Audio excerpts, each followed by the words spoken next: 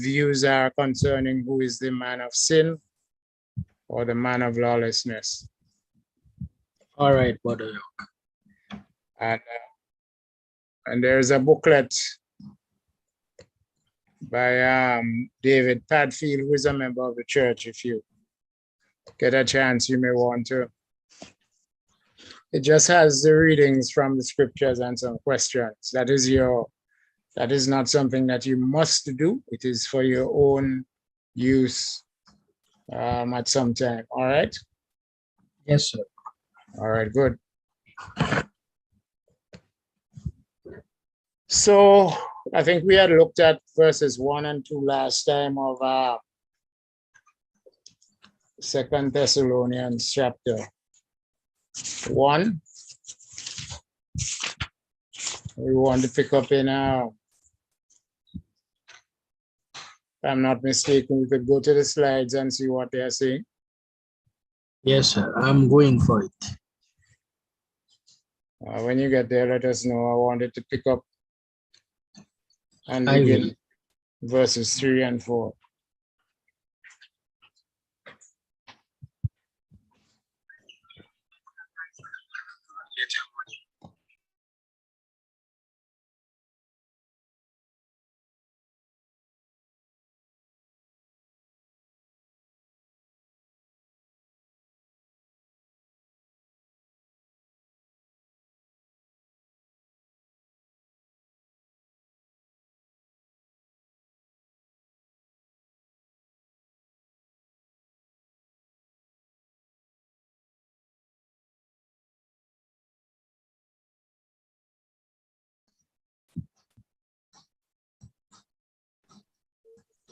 Sir.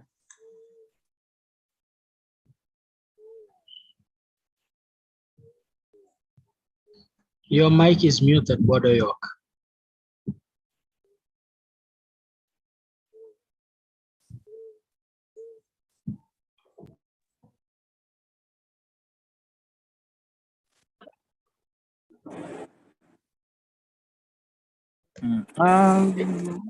Yes, man. What were you saying? Yes, sir. I was saying that I was trying my best to look for the answers for the chapter 1 section, but I have difficulties finding the answers. Oh, yeah, all right. Okay, I will try to go through the answers and see if I could answer the questions myself and give you an update on what the answers may be. Okay? Okay, sir. Yes, sir. So you said we were going to look at verse 2 and verse 3, sir? Yeah, I think if I'm not mistaken, the third slide is where we're picking up, because we looked at the greetings last time in verses 1 and 2, if I'm not mistaken. Okay, sir. And we're picking up in verses 3 and 4 in slide 3, encouragement and recognition. Yes, sir. It seems clear that Paul had received additional information about the faith and love of the Christians at Thessalonica since he had sent the first letter to them. In it, he had spoken of sending Timothy to them to encourage them in their faith. 1 Thessalonians 3 verse 2.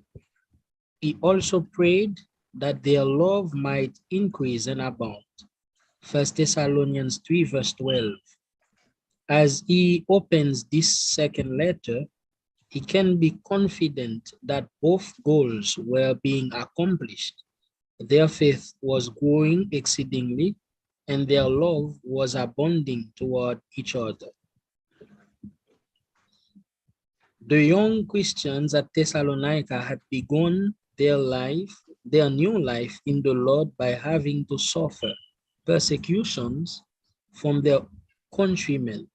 1 Thessalonians 2, verse 14. We are not told the nature of their afflictions, but They were similar to the things suffered by disciples among the Jews when they had chosen to join themselves to the Messiah. All right, so we see that in verses 3 and 4. So that we boast among you for your patience and faith in all your persecutions and tribulations that you endure. And Yes. So he was encouraging them not to give up, despite they were suffering persecutions and afflictions. So the persecutions that were going on for the Thessalonians, they were continuing to endure them without giving up. Let's look at the next slide.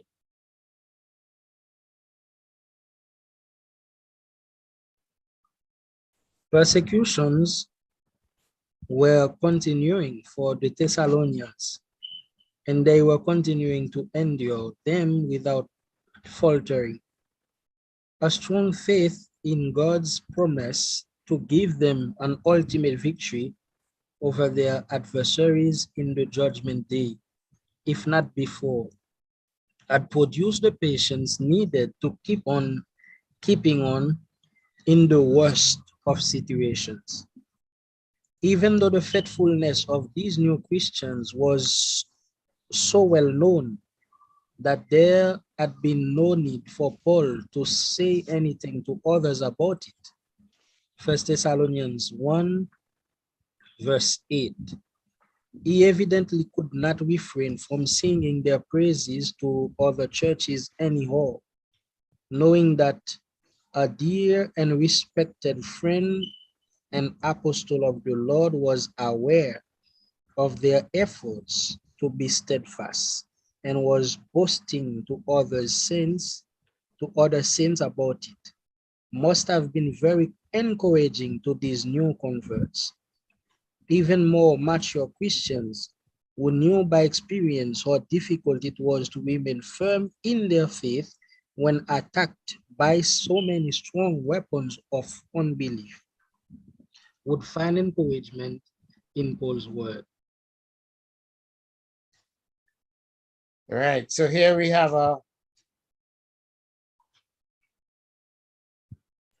This is chapter 2, right?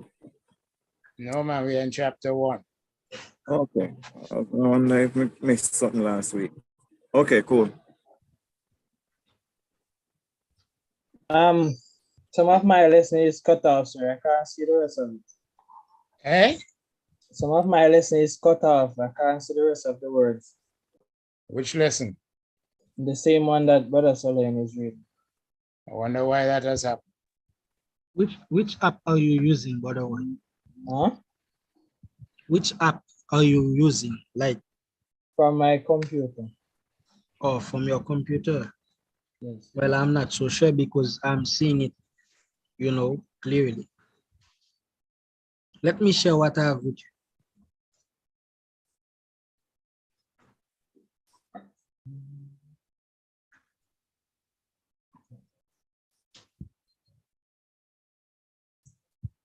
I'm sending it to your email border.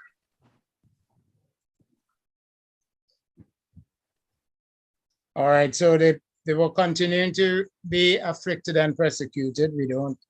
He doesn't tell us exactly what was causing this. Maybe it was their own countrymen who, because they had turned away from Judaism, were giving them a hard time. But the encouragement was that the Apostle Paul, who had only been with them for 3 Sabbath days, when he heard about their faithfulness and dedication, although he didn't say very much according to 1 Thessalonians 1:8, because their faith was being spread abroad throughout places like Macedonia and Achaia, and they were telling a lot of other people about Jesus. But he obviously boasted to other congregations and other saints. And so when they heard this must have been very encouraging to them. I think this is what is being indicated here. Because even those of us who are very mature, when we experience difficult times, it could really cause problems. You've heard Brother Kidu talk a lot about the work of the church in Cuba.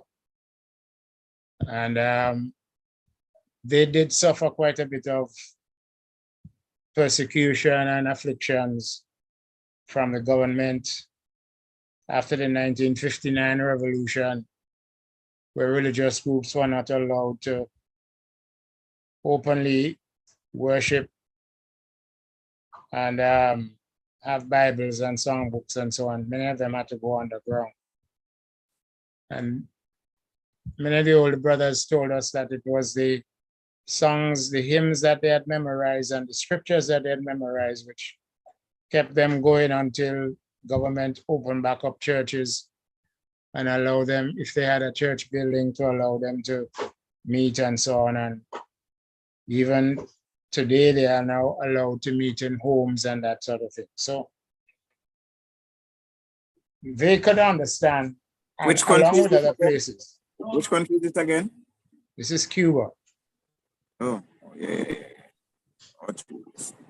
You're not very far from us.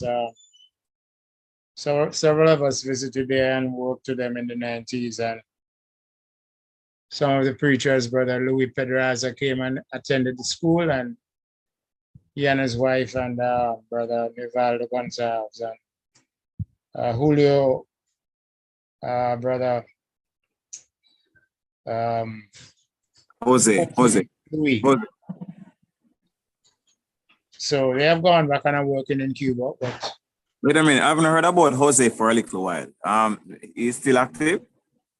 Yeah, he is in Santa Clara. He teaches English language, and he's at a school and he's preaching and teaching there in Cuba. Oh, okay. That's great. And you heard Brother Kidu talk a lot about this other brother who has come here, Bosch. So the work of the church is not, and you know, the communist government is still very active, but they have they're not as tight now in terms of persecutions on religious groups as they were maybe several decades ago. So it is possible that in modern times, and there are other parts of the world, India and other places, where if you are Christians, then you are being persecuted or afflicted because the Muslim religion or Hinduism or Buddhism are some of the religions that are very strong there. And so if you are not part of that group, then you are persecuted. Yes, sir. So the encouragement from Paul was very good for them. According to verses 3 and 4, they really needed that kind of encouragement. Yes, sir. But then as we come to the next few verses, let's see what is happening here now. Verses 5 and 6, Paul is going to tell them that one of these days, God is going to bring judgment on those who are creating worries for them. You know, those who are bringing them afflictions and causing them suffering. So let's see what verses 5 and 6 say in the scriptures. The endurance of these disciples through persecution and tribulations, verse 4, serve as manifest evidence that the righteousness of God required a judgment by which the final disposition of all things might be accomplished in fairness to all men. Manifest evidence is manifest token, a plain token, a proof in the ASV and the King James Version, American Standard Version and the King James Version. It was proof to God that his plan for terminating the physical world were indeed righteous and just for every creature. Those plans had been proclaimed to the Thessalonians in the first letter. All faithful disciples, living or dead, would be caught up together and always be with the Lord. 1 Thessalonians 4 verse 17. But on the other hand, unbelievers who had rejected the gospel would not escape the wrath for which they had been appointed. 1 Thessalonians 5, 3 and 9. It would not be just for saints who had suffered and endured for the sake of the truth to go unrewarded for their righteous deeds. Now, would it be just for sinners who had spurned God's provision for their salvation to go unpunished for their gross rebellion against the Savior, who had given his life's blood on the cross on their behalf? Neither would it be righteous and just on God's part to ignore his own proclamation concerning reward and punishment. Acts 17 verse 31. All right, so there are a number of things here. What Paul is telling the brethren in verses 5 and 6, that although you are receiving persecutions and tribulations that you endure, continue to endure, because God's righteous judgment is saying that you are going to be counted worthy of the kingdom of God for which you are suffering. In other words, you are going to receive a reward. God had promised a crown of righteousness. He had promised to give them a place in heaven with all the saints and with the Godhead, and he was not lying. And the very opposite of that is that wrath or judgment would come upon those who were persecuting them and were not obeying the gospel. And Paul himself had made that quite clear in Acts chapter 17, when he says that God would judge the world through Jesus Christ. And therefore it is imperative that everybody repent. So the encouragement to the brethren here in Thessalonica is that don't give up on the persecutions and sufferings you are going through. Yes, and sir. remember, Paul himself wrote in to Timothy and told him that if anybody lives godly in Jesus Christ, they will suffer persecution. 2 Timothy 2:12. Yeah, 2 Timothy chapter 3 and verse number 12. So, but they were not going to be without a reward. And those who afflicted them would also receive their reward if they did not return to give God the praise and glory. If they continue to live in evil and with their back turned against Jesus, then they would receive God's wrath. And that is now going to be discussed, I believe, will be discussed between verses 5 and 9. All right, let's look at the next slide, because he continues to talk to the Thessalonica, the brethren at Thessalonica.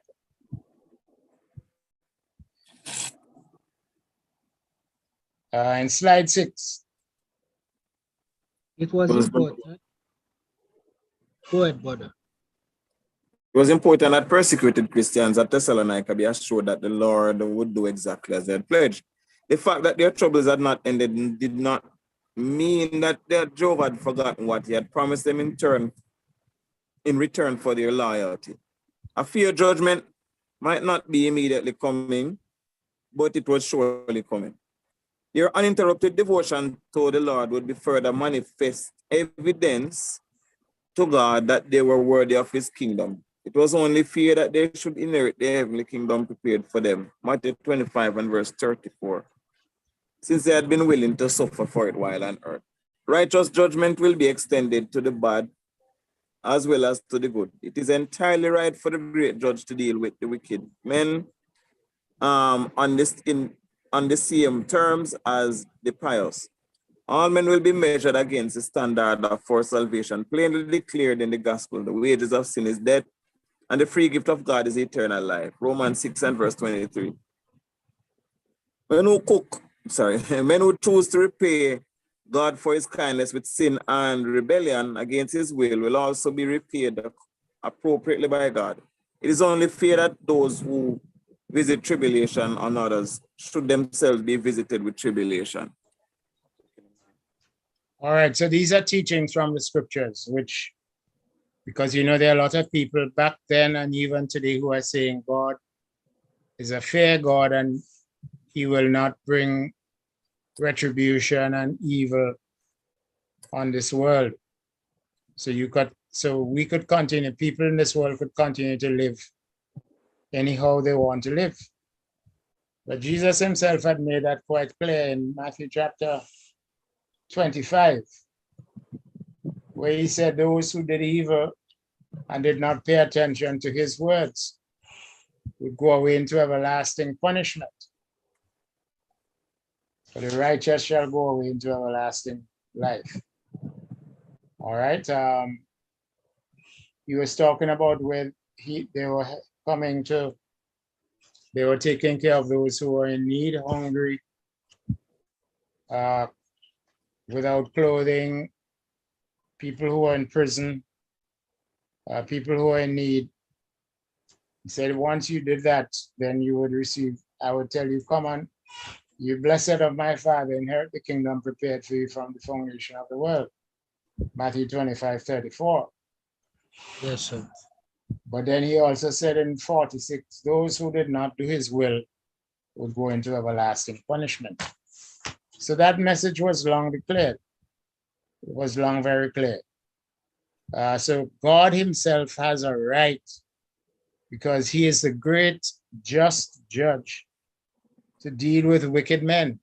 And he can't deal with wicked men on the same terms as he deals with holy men. Be ye holy even as your Father in heaven is holy is the message. Yes, right? sir. Okay, any other questions or comments on these verses before we move on to verses 7 through 10? Feel free to talk in it. This is your program. Yes, sir. If I have anything, I will speak. All right, let's go to Richard Roy, still with us. Mr. Roy? Yes, Okay. sir, I'm here. All right, are you still following? And feel free to make any comments or observations or questions, all right? Okay, sir. Well, let's go to verses 7 through 10 and see what that says. In the Bible itself, Paul said, and unto you who are troubled, rest with us. He is going to give you rest.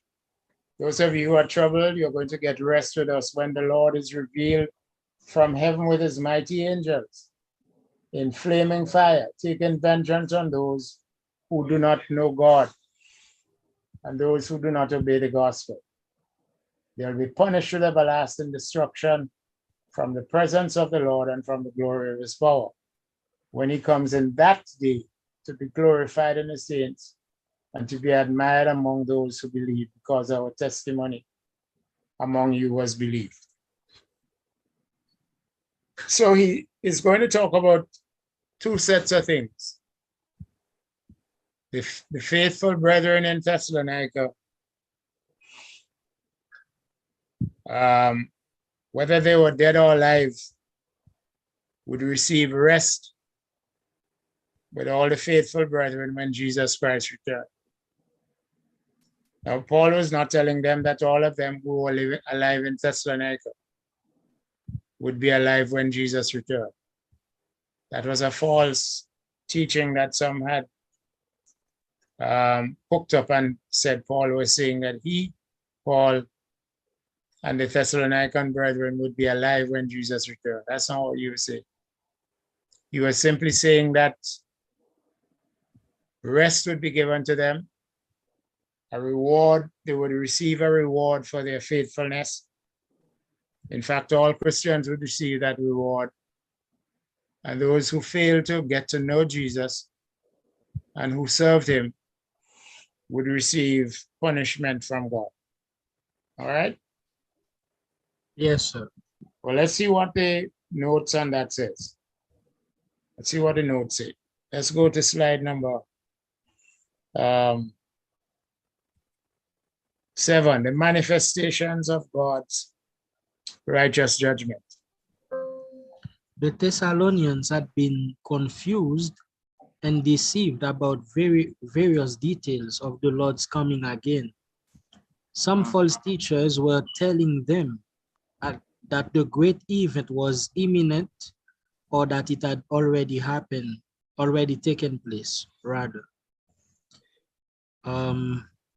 This is supposed to be 2 Thessalonians 2 and verse 1. Yeah. And possibly others were saying that there was no need to continue giving attention to daily work and other routine obligation because of the limited time that the earth and earthly things would remain. 2 Thessalonians 3:11 to 13. Paul certainly did not wish to contribute to any additional misapprehensions about the second advent of Jesus. These errors should be corrected at once. The Lord would return, but not so soon as they were led to believe. Their persecutions would end, but not immediately. Their circumstances would improve, but there would be some more waiting before any of that happened. Relief would come to the troubled Thessalonian disciples at the same time that Paul and other faithful preachers would receive rest from the problems they faced for teaching the truths of the gospel. That time would coincide with the Lord's return, which he asserts in the next chapter, 2 Thessalonians 2:3 to 12, would not happen anytime soon. All right. So, although no one knows precisely when the Lord will return, Paul was telling the Thessalonian brethren, don't listen to people who tell you that Jesus is coming back in your lifetime. In almost every age or period of time, there are those who are saying Jesus is coming now. As we mentioned in some classes some time ago, even here in Jamaica, there was a belief that Jesus was coming in this century, and that the Seventh-day Adventist group had a belief concerning that. Ellen G. White and others, Charles Taz Russell and Rutherford and others in the Jehovah's Witness were teaching that. And so some were probably teaching the Thessalonian brethren that Jesus was coming back in their lifetime. So Paul had to set them straight by telling them, yes, Jesus is coming back, but not in your lifetime, not in such a way that you stop working and stop doing the necessary things and believe that Jesus is coming tomorrow. So let us close up the building, let us stop buying food, let us, do those things because the world is coming to an end. And he is going to tell them that a lot of things would have to take place. Yes, they would receive relief, they would receive a reward, their persecution, their afflictions would not go on forever. They would one day receive rest. He referred to them as troubled brethren who would receive rest, even as the apostles and other disciples in other parts of the world would receive rest. But when this would happen would be sometime later on in the future, but it was not going to happen in their own lifetime. And in fact, he's going to discuss in 1 Thessalonians chapter 2, when we come to that sometime later on, that several things would have to take place before Jesus returns.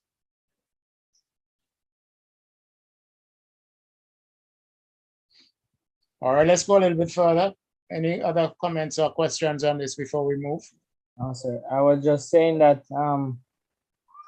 Paul would have pointed out two things that would have to happen before the coming of the Lord.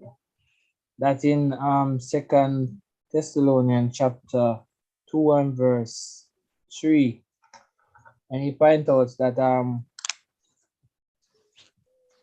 the man of sin have to be revealed and the falling away have to come first. Yes, ma'am.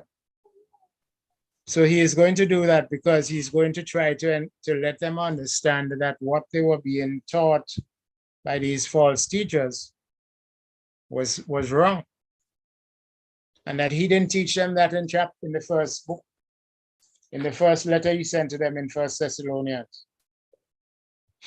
He did not teach them that. Yes, sir. And so this message is going to be very clear.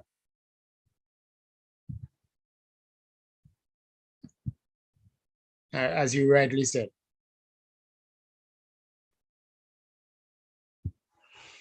So they must have been, as the note said, they must have been somewhat confused by and deceived about the various details that the false teachers had been telling them that Jesus coming back right now. So organize yourself. And because they had believed them instead of Paul, they were doing some crazy things. Well, let's go a little bit further to point number 4 in the next slide, slide number 8. The manifestations of God's righteous judgment continue. Point number 4, who's going to pick up? The righteousness of God's dealing with unrighteousness people will be manifested. In the employment of Jesus, whom the unrighteous had rejected and killed, as the Father's agent by whom to conduct the righteous proceedings of the judgment. Acts 17, verse 31. In the proclamation of God's power to overcome unrighteous attempts to defeat his purposes, the power of wicked men has sent Jesus to the grave, but God's power had raised the Son and had received him into heaven. The settled purpose of the resurrection will be vindicated when Jesus appears from heaven rather than from the grave to judge the world. God had done what he had said he would do. In the participation of mighty angels in the awesome events of the last day, angels had played significant roles in Jesus' work to make salvation possible. First, angels had attended his birth in Bethlehem, Luke 2, verse 8 to 14. Secondly, angels ministered to him following his severe temptations, Matthew 4, verse 11. Thirdly, an angel strengthened him during his ordeal in Gethsemane, Luke 22:43. Fourthly, angels were present when he ascended into heaven, Acts 1:10. All right, so we see some further things that they needed to look at. Jesus, the second person in the Godhead, became flesh and came to earth to show mankind how to live. And the wicked rulers and others used crucifixion to get rid of him, they thought. But they didn't realize that they had played into God in the Father's plans to have Jesus die for mankind's sins. And as a result, God raised him from the grave by the power of the Holy Spirit, according to Romans chapter 1 and verse number 3. And so his resurrection was a settlement of the fact that he would return to heaven and judge from heaven rather than from the grave. Because God had prophesied this, and that's what he said would happen, and this is what took place. Okay, and God's mighty righteous judgment continued as we see the work of the angels being involved in the life of Jesus when he was born, when he went through great temptations. He was ministered to while he was preparing to go to the cross in Garden of Gethsemane, and in Acts chapter 1, when he was ascending to heaven, we see angels standing by before his ascension. So the mighty angels are very important, because the mighty angels are the ones who are going to come with Jesus when he's returning to take vengeance on evil people and to bring home his faithful ones to receive rewards. All right. So how much further do the angels have to be involved in this? Let's go to the next slide, slide number 9. Manifestations of God's judgment continue. It will be fitting for angels to lend their presence to the Advent scene and to proclaim the success of the Lord's work in providing salvation for the lost, and how appropriate it will be for those who provided salvation's blessings to take part in judging those who refuse to accept those blessings.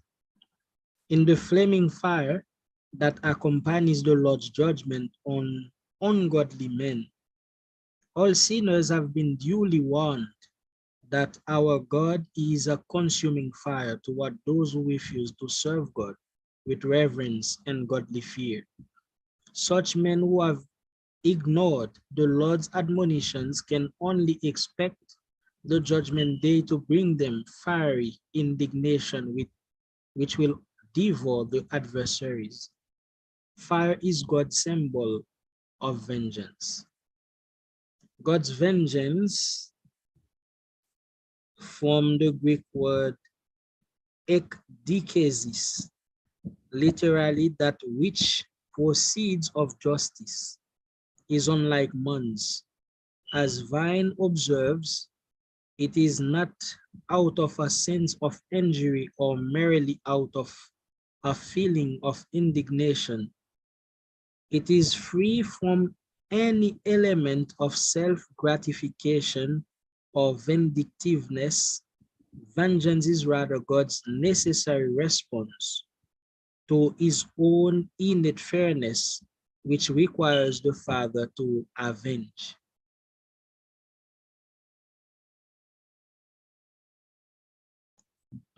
Is there anything more? Because it's like, as Brother was saying, some part of it is cut off, so I don't know what else is there. Your mic is muted, Brother York. Where did you stop, Solid? I lost it somewhere there, sir. I stop at avenge, the Father to avenge.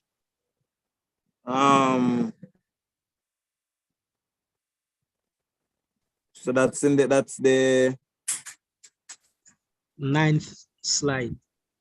Yeah, man, me know it. Slide number 9. Well, I'm seeing all the slides from where it says God's vengeance is that which proceeds out of justice is unlike man's as Vine observes. You can see that?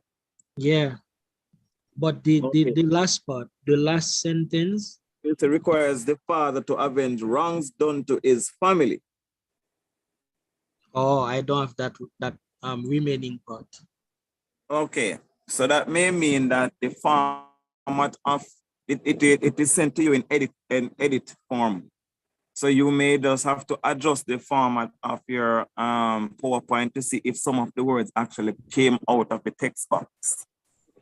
I'm not so sure, but I will try open it with another app next time.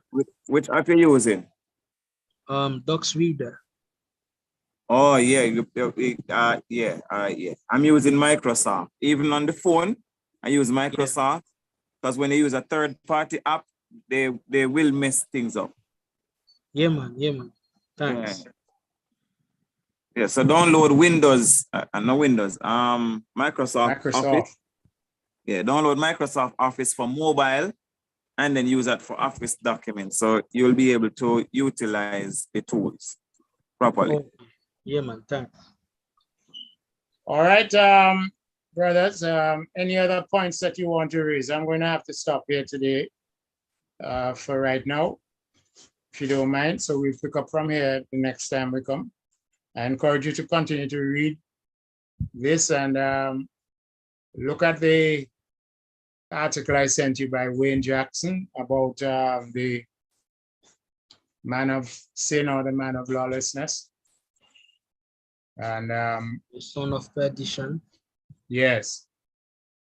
Remember next week, Monday, God willing, we won't have classes. It's a public holiday. So if we need to have any makeup classes, we'll let you know. All right. Okay, sir.